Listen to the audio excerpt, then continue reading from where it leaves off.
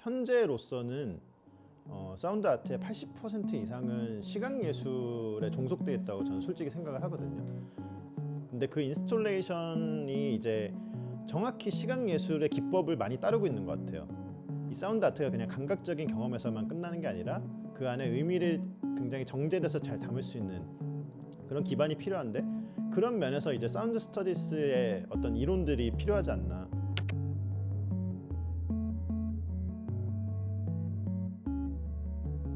네, 안녕하세요. 저는 사운드 아티스트 류필립이라고 합니다. 저는 당연히 저를 사운드 아티스트로 처음 정의를 하는데, 이제 요즘에 사운드 아티스트라는 말로 딱 정의되는 사람은 세계적으로도 많이 없는 것 같아요. 얼마 전부터 나의 정체성이 뭘까를 고민을 하다가 확정을 하게 된 게, 저는 우선 저를 소닉 토포그래퍼라는 말로 정의를 하고요. 두 번째로는 시뮬레이션 아티스트로 저를 정의를 하는데, 시뮬레이션이란 이제 뭐 게임에서 파도를 시뮬레이션하고 그런 것과 약간 다른 맥락입니다. 그래서 저는 버추얼이란 키워드에 관심이 많은데, 이제 버추얼이 3D에서는 어떤 가상 세계를 의미하지만 철학적으로는 잠재성, 가능성으로 번역될 수 있거든요. 소리의 가상성이라고 번역을 할 수도 있고 또는 잠재성이라고 번역을 할 수 있는데, 소리의 버추얼적인 면에 대해서 저는 오랫동안 철학적으로 그리고 기술적으로 탐구를 해왔습니다. 사운드의 버추얼 가상성 또는 잠재성이라는 거는 우리 단적으로 말하면 우리 감각이 아직 되지 못한 요소들이라고 볼 수 있어요. 그래서 우리가 듣지 못하는 주파수대에 있는 소리들, 또는 아직 소리가 될 가능성을 가지고 있으나 아직 소리가 되지 못한 그런 잠재성을 가진 요소들을 버추얼이라고 할 수 있는데, 저는 그런 것들을 이제 시뮬레이션 또는 뭐 음향 합성, 공간 음향으로 탐구를 한다고 볼 수 있습니다. 그래서 소닉 토포그래퍼라는 말도 토폴로지가 위상학에서 나온 말인데, 이제 사운드의 그런 공간성을 탐구를 하는 것이죠. 그래서 사운드의 공간성이란 뭐냐? 우리가 동굴에 가면 동굴의 소리가 나고 또는 어떤 방에 가면 그 방의 소리가 나듯이 소리 청각도 공간성을 가지고 있습니다. 그래서 우리가 시각적인 공간이 답이라고 생각하기 쉽지만 고대 그리스에서 플라톤이 지적했던 것처럼 보는 공간도 사실은 그 공간의 본질이라고 할 수 없고, 그래서 저는 사실 시각적 공간성이랑 청각적 공간성이 위계가 나눠져 있다고 생각하지 않거든요. 그래서 청각이 주는 공간성도 분명한 공간성이고, 그래서 그런 청각이 주는 이미지와 우리 마음속에 주는 어떤 표상들을 탐구하는 방법론으로서 여러 가지 이제 음향 합성 기법이나 공간 음향을 이용해서 탐구한다고 볼 수 있겠습니다.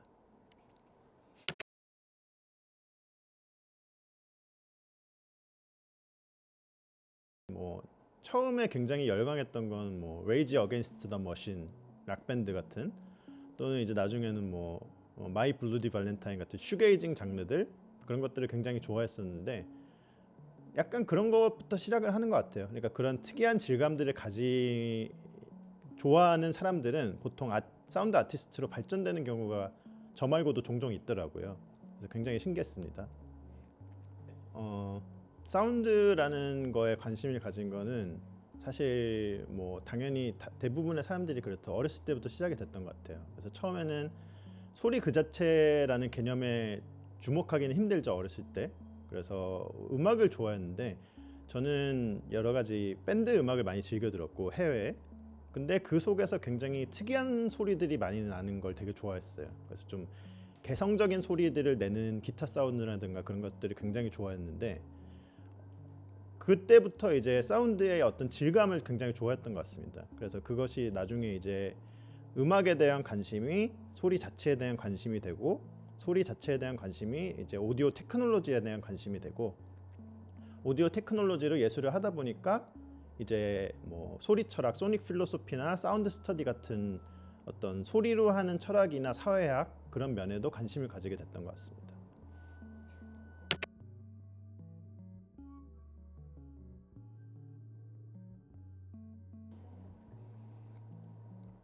네, 소리는 아까도 말씀드렸지만 물질이 아니에요. 그러니까 우리가 조각을 해놓으면 그 조각은 굉장히 공고한 물질인데, 뭐 그게 대리석으로 만들어졌든 뭐 나무로 만들어졌든, 근데 소리 자체는 그런 물질성을 가지지 못하고 휘발되어 버린다는 말이죠. 그래서 소리는 본질적으로 물질성을 가질 수 없기 때문에 계속해서 물질성을 갈망하는 것 같아요. 그래서 그런 맥락에서 이제 어떤 소리를 만드는 장치를 만든다던가 또는 뭐 피아노 같은 굉장히 시각적으로 아름다운 물체를 만들어서 그걸 연주를 한다던가 이런 것들이 다 청각이 가지지 못한 물질성에 대한 어떤 쫓아감이라고 생각하거든요.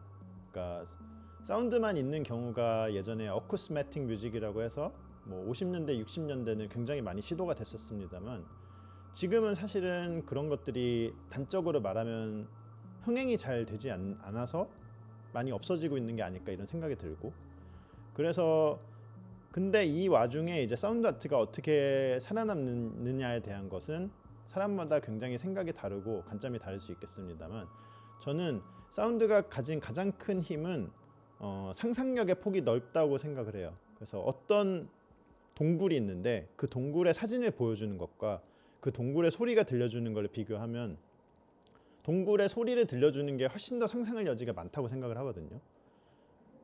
그다음에 심지어 그게 이제 시각적인 것보다 더 강렬하게 작용을 할 때도 있는데 그래서 저는 청각이 예술에서 가질 수 있는 가장 큰 매력이 상상력의 폭이 넓어질 수 있다는 가능성이라고 생각을 하고 그런 면에서 저는 청각 예술이 뭐 한국이든 외국이든 조금 더 컨셉을 공고히 해야 될 필요가 있지 않나라는 생각을 많이 했었습니다.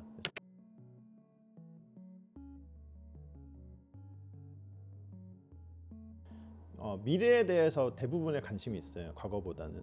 그래서 미래에 우리가 어떻게 될까? 특히 그 중에서도 우리의 청각이라는 것은 어떻게 변할까? 뭐 유전자 개조나 기계를 뭐 임플란트한다 그런 얘기들이 굉장히 많이 나오고 있는데 그래서 저는 청각의 미래에 대해서 관심이 굉장히 많은데 맥락을 담고 있는 큰 두 개의 프로젝트가 이제 하나는 중첩이라는 프로젝트가 있고요.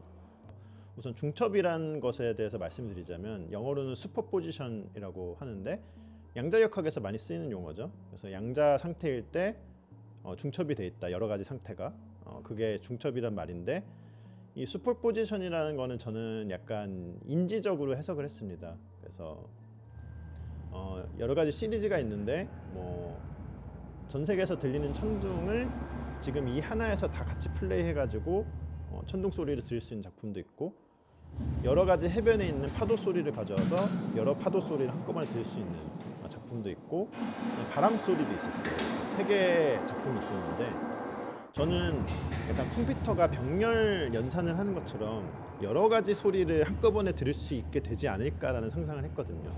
그게 무슨 소리냐면은 우리가 지금도 여러 가지 소리를 한꺼번에 들을 수 있다고 생각을 하지만 사실 우리는 그냥 하나의 소리에서 그걸 구분해내는 능력이 있는 것일 뿐이거든요. 그러니까 소리 두 개를 한꺼번에 들을 수는 없잖아요. 근데 어떤 컴퓨터가 병렬되는 것처럼 뭐 아주 먼 미래에는 그냥 똑같은 자아가 여러 개가 될 수도 있고 그런 SF적인 상상력으로 그렇다면은 사람이 여러 해변에 동시에 서 있으면 어떻게 들릴까? 또는 뭐 여러 가지 천둥 소리를 한꺼번에 들을 수 있으면 어떻게 될까? 이런 어떤 두뇌가 증강된 포스트 휴먼에 대한 상상력이었는데 이런 맥락에서 이제 그런 것들을 지금은 물론 그 한계를 극복한 건 아니지만 여러 가지 소리들을 중첩해 놓음으로써 어떤 미래의 포스트 휴먼의 청각을 상상하자 이런 것들이 중첩 프로젝트였고요. 이 작품들에서 탐구하고 싶은 거는 이제 인간이 어떤 소리를 인지하고 이 환경을 인지하는 시스템이 이제 호모 사피엔스가 되고 나서 수만 년 동안 수십만 년 동안 거의 바뀌지 않았는데 저는 이런 것들이 이제 바뀔 수 있는 목전에 와 있다고 생각을 하거든요. 어떤 기계도 굉장히 발달을 하고 있고 의학 기술도 발달을 하고 있기 때문에 뭔가 우리가 흔히 말하는 포스트 휴먼이 되기 목전에 있는 시대가 아닌가 생각을 하고 있는데 그런 면에서 우리의 청각도 뭔가 바뀔 거라고 생각을 합니다.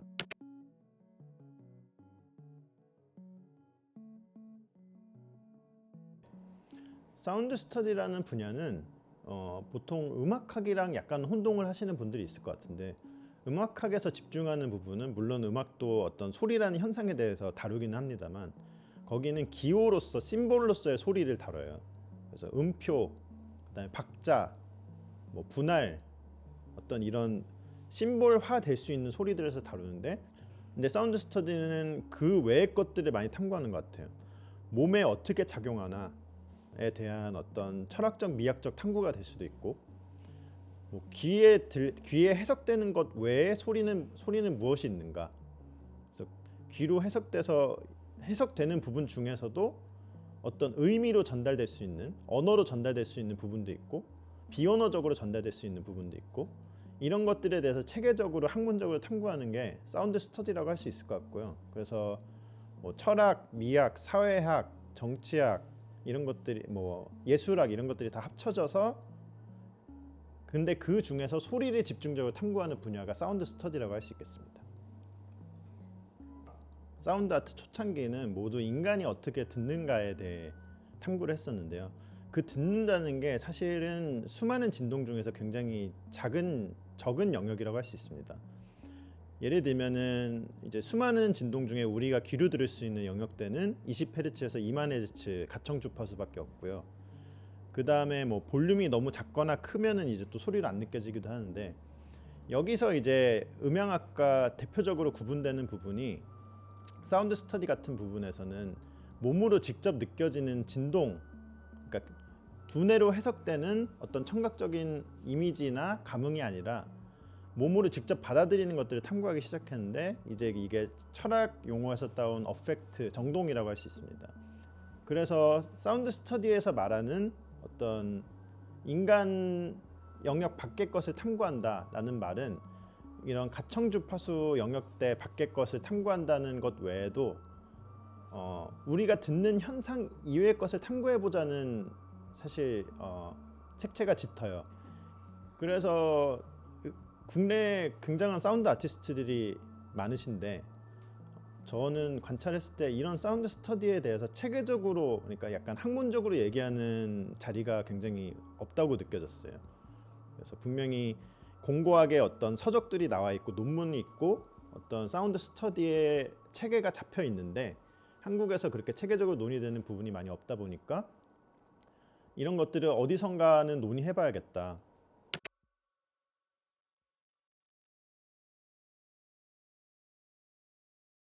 이 사운드 아트가 그냥 감각적인 경험에서만 끝나는 게 아니라 그 안에 의미를 굉장히 정제돼서 잘 담을 수 있는 그런 기반이 필요한데, 그런 면에서 이제 사운드 스터디스의 어떤 이론들이 필요하지 않나. 왜냐하면 혼자서만 컨셉을 상상하는 것보다 다른 연구자들이 이미 쌓아놓은 데서 자기 컨셉을 더하는 거랑은 퀄리티가 다를 수밖에 없다고 생각을 하거든요.